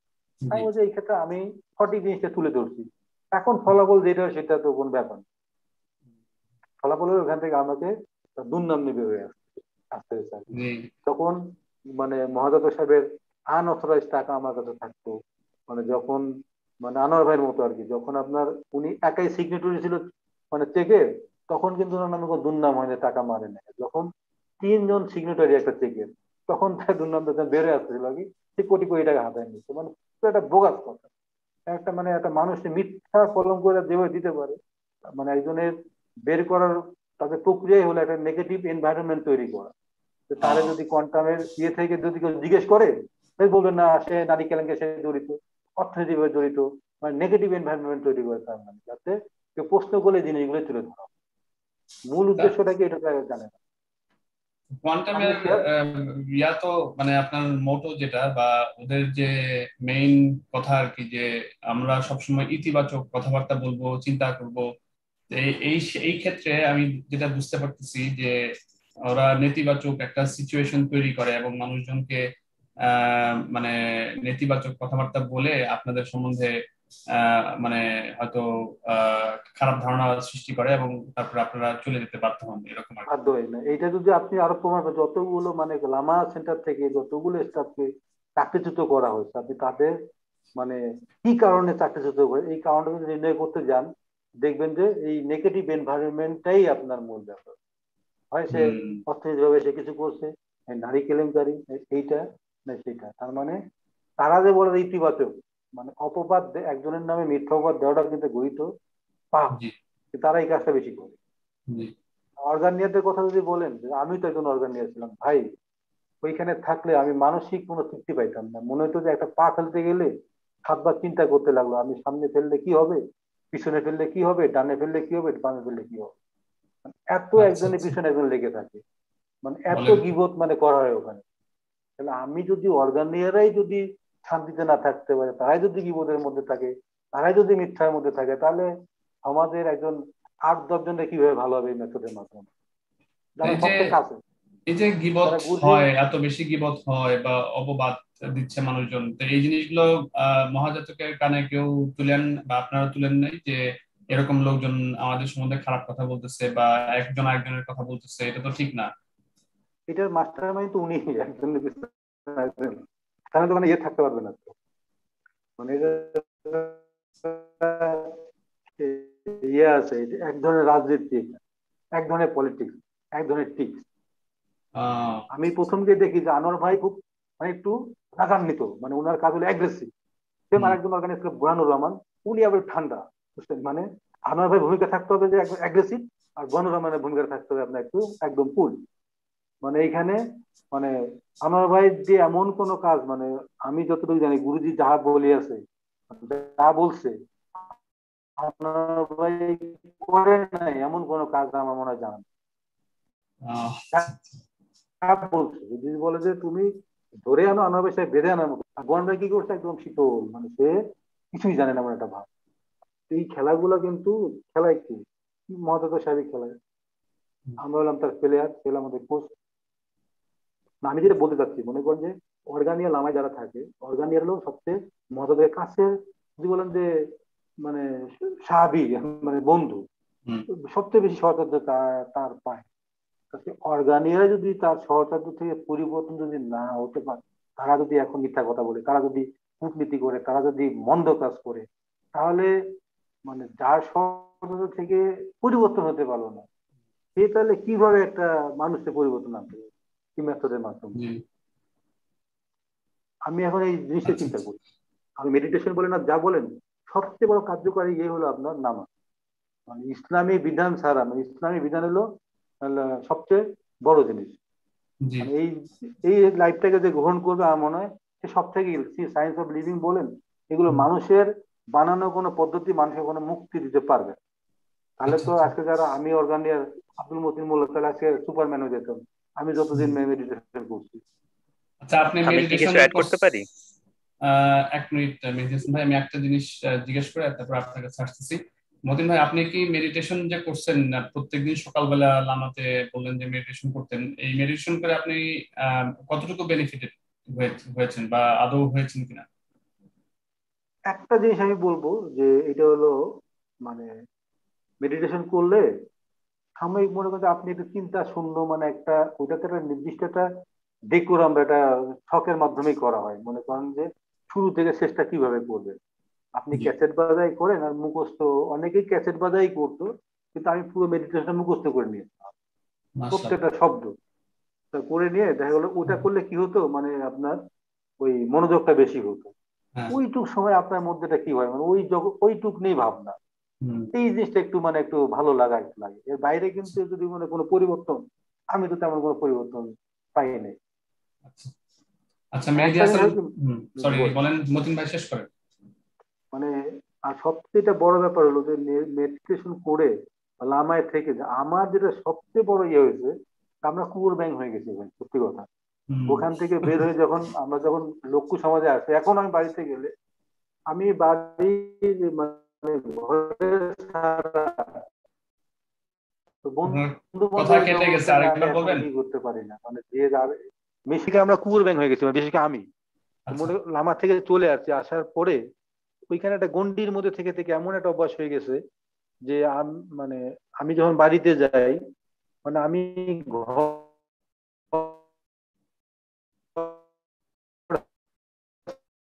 ছাড়া, আমি বাইরে মানে খুবই কম যাই, কুকুর ব্যাং হয়ে গেছি। মানে লক্ষ্য সমাজের মিশাটা খুব একটা টাফ। যে ভাই, মেহেদি কি বলতে চাচ্ছে বলুন। হ্যাঁ, মেডিটেশন ভাই, আপনি কি বলতে চাচ্ছিলেন যেন? আচ্ছা, আমি একটা জিনিস অ্যাড করতে চাচ্ছিলাম। মতিন স্যার যেটা বললো করাপশনের কথা, বিভিন্ন ধরনের করাপশনের কথা, এবং আপনি কোশ্চেন করলেন ওনাকে যে এটার এগেনস্টে উনি কোনো কমপ্লেন করছে কিনা। হুম, তো আমি সিম্পলি একটা এক্সাম্পল দিই। সেই ফর হাসান ভাইয়া, আপনি আপনি করাপশন করতেন, হ্যাঁ, আপনি দুর্নীতি করে পাহাড় সমান টাকা কামাইছেন, তখন আপনি স্বাভাবিকভাবে চাইবেন এই টাকার ফায়দা লুটবে আপনার ফ্যামিলি, আপনার বউ ছেলে মেয়ে, তাই তো? আপনি যদি কারাপশন করে পাহাড় সমান টাকা কামিয়ে থাকেন, তাহলে আপনি চাইবেন এই টাকার ফায়দা লুটবে আপনার ফ্যামিলি। আপনার ফ্যামিলি ছাড়া অন্য কোনো ফ্যামিলি কি আপনি টাকা দিতে চাইবেন স্বাভাবিকভাবে? না। এখন ব্যাপারটা হচ্ছে মহাজাতকের তো টাকার পাহাড় কামানো হয়ে গেছে, তাই উনি স্বাভাবিকভাবে এই টাকার ফায়দা যেন তার ফ্যামিলি, তার পরিবারের ভাই বোন বা তার ওয়াইফ, তার সহচর্যে যারা আছে, তার আশেপাশে যারা আছে, তারা যেন ফায়দা লুটতে পারে, এইটার ব্যাপারে কনসার্ন। এখন এই যে মতিন স্যার যেটা বললো ওভার প্রাইসিং করে তারা যে ব্যাটারি কিনছে, এই কাজটা কে করছে? উনারই রিলেটিভ। এখন এইটা নিয়ে যখন মতিন স্যার বা অন্যান্য কেউ কমপ্লেন করছে, কাকে কমপ্লেন করছে? আপনি করাপশন করে টাকা কামাইতেছেন, আপনার টাকা আপনার ছেলেই খাইতেছে, করাপশন করে আপনার টাকা আপনার ছেলেই খাইতেছে, আর আমি যখন দেখতেছি আপনার ছেলে খাইতেছে, আমি আবার কমপ্লেনটা আপনাকেই করতেছি, তখন আপনি কি করবেন? তখন আপনি বলবেন আরে বেটা আমার টাকা তো আমার ছেলেই খাবে, আর কে খাবে, তোর আমি দিব নাকি? ব্যাপারটা হয়ে গেছে এরকম, ও আচ্ছা আচ্ছা, এই কাহিনী। লজিক্যালি ব্যাপারটা হয়ে গেছে এরকম। ওনার যে টাকা উনি উনি ওনার হ্যাঁ, বউ ওনার করাপশনটা, কাজিন। হ্যাঁ করাপশনটা কে করতেছে? করাপশন কি এখানে আনোয়ার স্যার করছে? করাপশন যদি এখানে আনোয়ার স্যার করতো, তাহলে কোয়ান্টাম কিন্তু ছাই দিয়ে আনোয়ার স্যারকে ধরতো। করাপশন যদি এখানে দুলু স্যার করতো, করাপশন যদি এখানে মতিন স্যার করতো, তাহলে কিন্তু কোয়ান্টাম ফাউন্ডেশন তাদেরকে ছাই দিয়ে ধরতো যে তুমি এই টাকাগুলো মারছো কেন। ইভেন এখন পর্যন্ত তাদের এগেনস্টে কোয়ান্টাম বলতেও পারবে না যে তোমরা এতগুলো টাকা মারছো, আমাদের ফেরত দাও, কোনো প্রুফও নেই, তারা মারেও নেই, এই কাজ করেও নেই। আপনার দুর্নীতি করে কামানো টাকা আপনার ছেলেই খাইতেছে, এবং আপনার উইথ পারমিশন আপনার পারমিশনে, আপনার আহ, চোখের সামনেই সে খাইতেছে, আপনি সেটা জানেন না, আর আপনি চাইতেছেনও সে খাক। আর আপনি মতিন স্যারের মতো মানুষগুলা যারা মনে করতেছে বড় একটা সঙ্গে আছে, ভালো কাজ করতেছি, সৎ সঙ্গে আছি, এখানে অন্যায় কোনো কিছু হয় না, এই মূলা ঝুলানো যাদের সামনে, তারা ভাবতেছে আর এই সামনে চোখের সামনে এত বড় দুর্নীতি হচ্ছে, তাহলে আমরা আমাদেরকে তথাকথিত গুরুকে জানাই। আর জানাচ্ছে কি গুরু তো আপনি, আপনাকে যখন জানাচ্ছে তখন আপনি মনে মনে কি ভাবতেছেন, আরে বেটা আমার টাকা তো আমার পোলাই খাইবো, তোমাকে আমি দিব নাকি? ব্যাপারটা হয়ে গেছে এরকম। আর মেডিটেশনের ব্যাপারে আপনি যেটা বললেন, মেডিটেশন আসলে পজিটিভিটি কিছু আছে কিনা মেডিটেশনের মধ্যে, মেডিটেশনের ভেতরে ডেফিনেটলি পজিটিভ পজিটিভ কিছু ইস্যুস, পজিটিভিটি থাকবে অবশ্যই, স্বাভাবিক, যদি আপনি সেটা প্রপার চ্যানেলে করেন।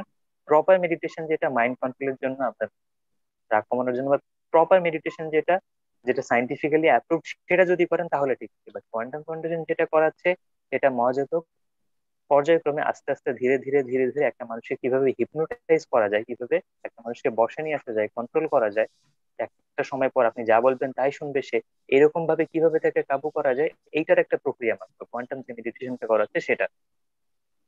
কারণ ওইখানে মাশাআল্লাহ। মহাজাতক আপনাকে যেটা করতে বলতেছে আপনি শুধু সেটাই করতেছেন, যেটা করতে বলতেছে না সেটা আপনি করতেছেন না, ভাবছেনও না।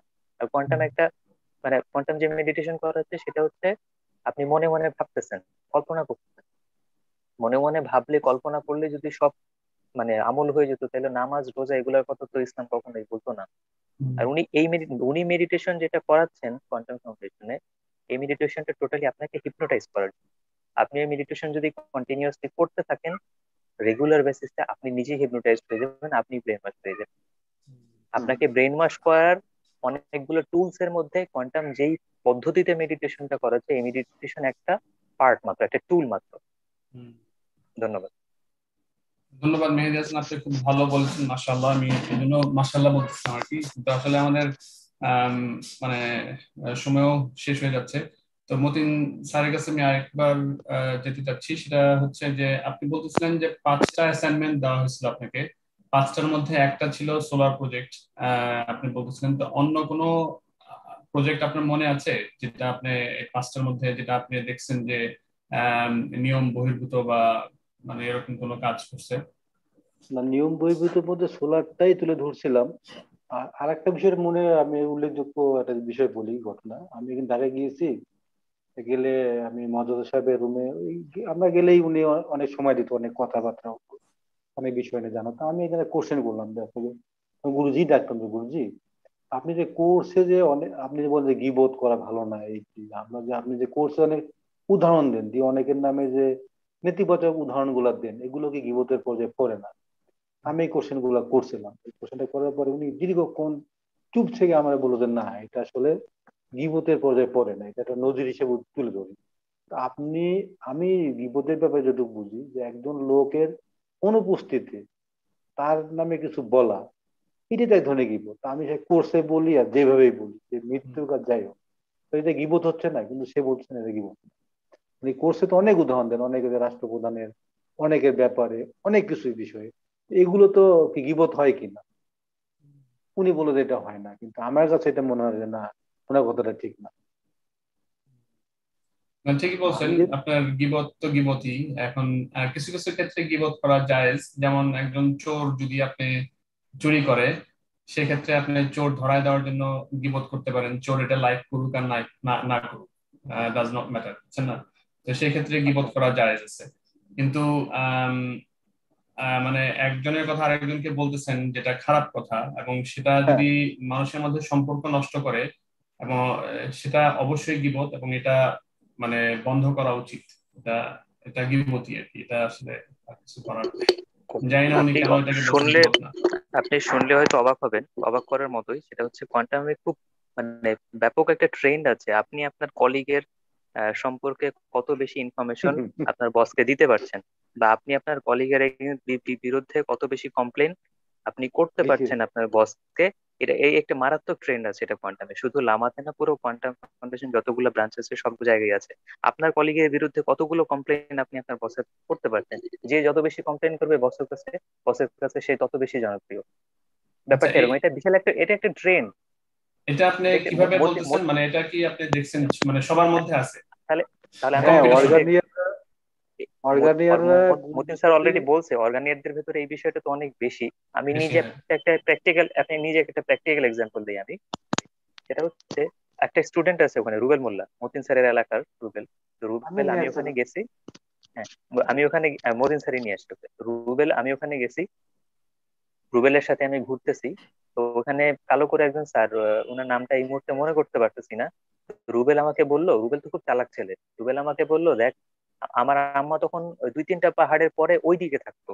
হ্যাঁ, আমি এক্স্যাক্টলি স্টুডেন্টটা যেখানে থাকে এখান থেকে 2-3টা পাহাড় পরে একটু দূরে থাকতো। রুবেল তো ছেলেটা খুব চালাক, রুবেল আমাকে বললো, দেখ এই স্যারকে আমি শোনায় শোনায় বলবো যে তোর মায়ের ওইদিকে আমরা এখন যাব, আর এই স্যার ঠিকই যে সালে আহমেদের সাথে কমপ্লেন করে বলবে রুবেল আর মেহেদি এরা দুজন ওর মেহেদি মা যেখানে থাকে ওইখানে ঘুরতে গেছে, ওইখানে দেখা করতে গেছে।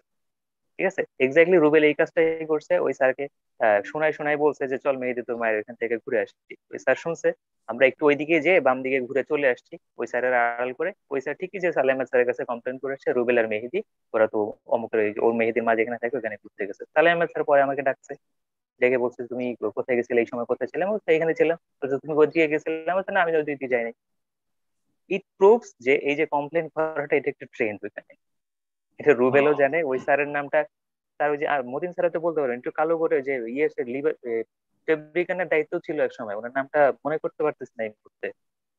আহ, কি জানি আমিনুল বা এরকম কিছু একটা হবে, মনে নেই এই মুহূর্তে নামটা।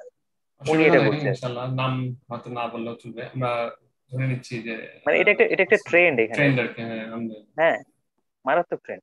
মানে এটা একজন আরেকজনের বিরুদ্ধে কমপ্লেন করবে, এবং আহ, মানে দুর্নাম রটানো, এটা একটা ট্রেন্ডের মধ্যে পড়ে গেছে নাকি? কর্পোরেট পলিটিক্স অনেক সময় যেরকম হয় না, যে কর্পোরেট হ্যাঁ। পলিটিক্স আপনার কলিগদের সম্পর্কে আপনি কমপ্লেন করতেছেন হুম, হুম, বসের কাছে যে বস এ ওরকম করছে সেরকম করছে, আপনি আপনি বসের কাছে একটু বেশি জনপ্রিয় হওয়ার জন্য করতে চাচ্ছেন। এটা কিন্তু কর্পোরেট পলিটিক্স সব অর্গানাইজেশনে সব অফিসেই হয়। বাট হুম। এইখানে এটা মারাত্মক একটা ট্রেন্ড, মারাত্মক লেভেলে। এবং মতিন ভাই যেটা বললেন যে মহাজাতক সাহেবকে এটা বলার পরে মহাজাতক এটাকে সাপোর্ট করছে, যে না, এটা আমি গীবতের বলি, পর্যায়ে আমি পড়ে না। বলতে চাচ্ছি, দেখেন সাপোর্ট তো করবেই। হুম। মেহেদী মানে যখন গুরুজি লামায় যেত, গেলে পরে অর্গানিয়ারদের জন্য একটা ব্যক্তিগত সময় দিত। মতিন আচ্ছা। মোল্লা এখন যাবে, ও একজন বলে দেওয়া হয়তো গুরুজি আপনার কোন সময় দেখা করতে বলছে। হুম, তা গিয়ে যে সাক্ষাৎকার হতো, এটা ওটা বলার পরে মানে কে কি করছে, মানে যে আপনি যা যত অর্গানিয়ার যত বেশি তাদের বিরুদ্ধে বলবেন, উনি খুব ভালোভাবে শুনতেন। যে যত বেশি বলবে তার কাছে সে তত বেশি প্রিয় হবে আর কি। এটা বাস্তবতা। তাহলে একজন ব্যক্তি যে গীবত শুনতেছে, তার কি করা উচিত? এই তুমি থামো, থামো বলা হুম, উচিত। না থেমে সে তার কানে যত বেশি দিবে সে তত প্রিয় হবে। এ হলো মূল হ্যাঁ। ব্যাপার। তা আর আমার এই যে কথা হলো, একজন আমি মানুষ যদি, আমি যেটা বলতে চাচ্ছি, একজন ভালো মানুষ যে তার কথা এবং কর্মে, যে অনন্য মানুষের কথা, আলোকিত মানুষ যেটা বলে, সে কথায় কর্মে এক হবে। কিন্তু সে তো কথায় আর কর্মে সে নিজেই এক না। তাহলে হুম। সে কি করে অনন্য মানুষ তৈরি করতো, তার মেথড কিভাবে অনন্য মানুষ তৈরি করবে, আমি এই জিনিস বুঝি না। হুম। এই যে মদিন স্যার যে বললেন যে এই যে কেউ একজন চলে গেছে, এটা তো কেউ একজন যখন ফাউন্ডেশন ছেড়ে চলে যায় তার এগেনস্ট বিভিন্ন দুর্নাম রটনা করা হয়, সে এটা করছে, নারী ইন্টারেস্ট এই আছে ফ্যান আছে ত্যান আছে। এগুলো আসলে কেন করা হয়? ওই যে আমি বললাম, আপনি দুর্নীতি করে পাহাড় সমান টাকা কামাইছেন, আপনার টাকা আপনার ছেলেই খাইতেছে। আমি বাইরে থেকে যখন ভালো মন মানসিকতা নিয়ে যখন বললাম যে অমুক টাকা খাইতেছে, মেরে খাইতেছে, দুর্নীতি করতেছে, তখন আপনার তো আপনি তো স্বাভাবিকভাবে চাইবেন আপনার ছেলেই খাবে আপনার টাকা কামানো, আপনার কামানো টাকা। এখন আমার মুখটা আপনি বন্ধ করবেন কিভাবে? আমি যদি এই কথা আরো 10 জনকে বলে দিই, তখন তখন আপনি আমাকে যেটা বলবেন, কৌশলে আমাকে সাইড করে দিবেন, ওখানে সাইড করে দিবেন এবং পাবলিকলি রটাই দিবেন যে এরকম নারী কেলেঙ্কারি ছিল বা এই কাহিনী করছে, এই জন্য ওকে আমরা বের করে দিচ্ছি। এতে আপনার দুইটা লাভ হলো, একটা হচ্ছে এই যে অপকর্মগুলো চলতেছে, এটা আপনি ছাড়া আর বাকি কেউ জানলো না, একজনই জানলো, তাকে আপনি সাইড করে দিলেন, আর আপনি আপনার অপকর্মগুলো যেভাবে চালাচ্ছিলেন সেভাবে চালাতে পারলেন। ট্রিক্স মেহেদি হচ্ছে এটা এটা। না, আরেকটা হলো যে তখন ওই যে মানে আবাসিক কোয়ান্টাকে যখন কোনো কারণে বের করে দেওয়া হয়, তো মামুন টামুন অনেকেই এরকম আমার হ্যাঁ, জানা আছে, তাদের নামেও কিন্তু নেগেটিভ এনভায়রনমেন্ট তৈরি করে বের করেছে। তারা আমার কি নামেও তো করছে, বলা হয়েছে। আমি যে লাইন আমার দিয়ে পণ্য মানে হ্যাঁ, এরকম এরকম আমি জানি পণ্য ছবি দেখছে বা মোবাইলে এই জিনিসগুলো দেখে, এরকম কিছু আমি জানি। তো আমার এইগুলো আসলে সম্পর্কে যেটা আমার বের হয়ে আসার কাহিনীটা যদি বলি স্যার, আমি প্রথমবার চান্স পাইলাম না, তাহলে আমার স্যার ডেকে বললো তোমাকে খরচ দিবে না, আমি বললাম স্যার সমস্যা নাই, আমি আমার নিজের খরচে পড়াশোনা করবো, আমি পাবলিক ইউনিভার্সিটিতেই করবো। সেকেন্ড টাইম আমি যখন প্রথমে শাহজালাল বিজ্ঞান ও প্রযুক্তি বিশ্ববিদ্যালয়ে চান্স পেলাম সিলেটে, চান্স পাওয়ার পর সালেহ আহমেদ স্যারকে ফোন দিলাম, বললাম স্যার আমার চান্স হয়েছে। পরে বলে আচ্ছা ঠিক আছে আপনি ভর্তি হন, আর ভর্তি হয়ে লামায় আসেন, তারপরে আমি দেখি মিনওয়াইল গুরুজির সাথে কথা বলে দেখি কি বলেন উনি। তা উনি বললেও আমি লামায় যেতাম, না বললেও যেতাম, কারণ ওই সময় আমার আম্মা স্টিল লামা। আমি শাহজালালে ভর্তি হলাম, ভর্তি হওয়ার পর 10 দিনের একটা গ্যাপ ছিল, তো 10 দিনের গ্যাপে আমি বান্দরবান গেলাম, আম্মার সাথে দেখা করলাম, সালেম স্যারের সাথে দেখা হলো। পরে সালেম স্যার আমাকে ডেকে আমাকে বললো যে আপনার ব্যাপারে গুরুজির সাথে কথা হয়েছে, বাট গুরুজি আসলে খরচ ব্যয় করতে চাচ্ছে না। আমি বলছি স্যার আমার কোনো সমস্যা নেই, আমি নিজে খরচে পড়াশোনা করবো, আমার কোনো সমস্যা নাই, যেহেতু চান্স হয়ে গেছে আমার কোনো সমস্যা নেই। এইটা বলে, এটাই আমার লাস্ট কথা ছিল, ওখানে আমি চলে আসছি। কোনো রকম কোনো গ্যাঞ্জাম নেই, কোনো কিছুই নেই। এবার আমার সম্পর্কে স্টুডেন্টদের কাছে বলা হয়েছে যে মেহেদি তাস খেলতো, ওর বাজে বন্ধু আছে, সিগারেট খায়, এই জন্য ওকে কোয়ান্টিটি থেকে বের করে দেওয়া হয়েছে। সব স্টুডেন্ট আমার সম্পর্কে এটা জানে। অ্যাকচুয়ালি তো আমি এখন পর্যন্ত কোনো সিগারেট খাইনি, আমার সম্পর্কে এভাবে বল। আচ্ছা আচ্ছা, যাক আলহামদুলিল্লাহ, আজকে আমরা অনেক কিছু জানলাম কসমোস স্কুল এবং কলেজ সম্বন্ধে। আমাদের সময় শেষ এখন এখানে, মানে বিকাল বাংলাদেশ টাইম বিকাল 5টা বেজে গেছে। আজকে আমরা এখানে শেষ করে দিব ইনশাল্লাহ। তবে আমরা যেটা এরকম পর্ব আরো সামনে হবে, এটা একটা সিরিজের মতো আমরা কন্টিনিউ করব প্রতি সপ্তাহে, প্রতি শুক্রবার বিকাল 4টা বাংলাদেশ সময়। এবং আমি আপনাদের স্ক্রিনে দেখাচ্ছি আমাদের একটা ফেসবুক পেজ আছে, কোয়ান্টাম ফাউন্ডেশন প্রাইম নামে। আপনারা কাইন্ডলি সেই পেজে সংযুক্ত হবেন আমাদের সাথে। আমাদের একটা ভাইবার লিংক আমি বানিয়েছি, এটা কোয়ান্টাম ভিকটিমস কমিউনিটি। আপনারা যদি মানে সেখানে সংযুক্ত হয়ে আপনাদের থটস, আপনাদের আন্ডারস্ট্যান্ডিং বা আপনাদের যে সমস্ত অভিজ্ঞতা সেগুলো যদি বর্ণনা করতে চান, সেখানে আপনি বলতে পারবেন। এবং আমাদের যদি কোনো আপডেট থাকে সেই কমিউনিটিতে আপনারা সংযুক্ত হলে আমাদের আপডেট গুলো আপনারা পেয়ে যাবেন ইনশাল্লাহ। তো আজকে এ পর্যন্তই ইনশাল্লাহ। আমরা আবার আগামী সপ্তাহে আপনাদের সবার সাথে দেখা হবে। আজকে আমরা সবার সাথে কথা বলতে পারলাম না। আম, গফুর ভাই কিছু বলতে চাচ্ছেন?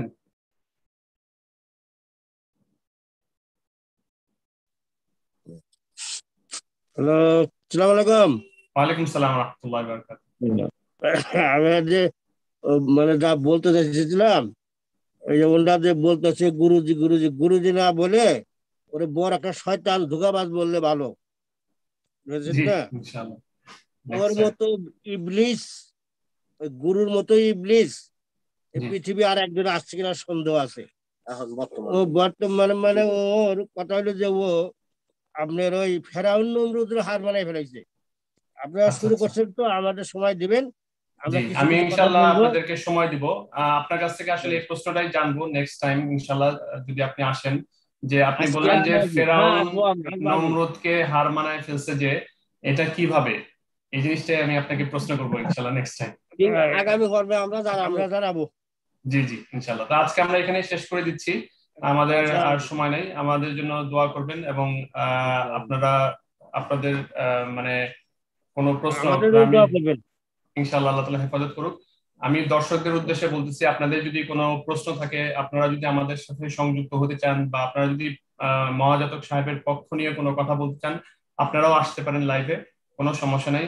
এবং আমাকে যদি আগের থেকে জানান তাহলে আমি আপনাদের জন্য একটা টাইম বরাদ্দ করে রাখবো যেন আপনারা কথা বলতে পারেন। এই জন্য আমার আগের থেকে জানাটা এই জন্য জরুরি। আদারওয়াইজ আমরা তো নিজেরা একটা প্ল্যান করে প্রোগ্রাম আগাই, তো আপনি যদি আমাদেরকে না বলেন তাহলে হয়তো আপনাকে টাইম দেওয়াটা আমাদের জন্য একটু সমস্যা হয়ে যাবে। ইনশাল্লাহ আজকে আমরা এখানে শেষ করে দিচ্ছি।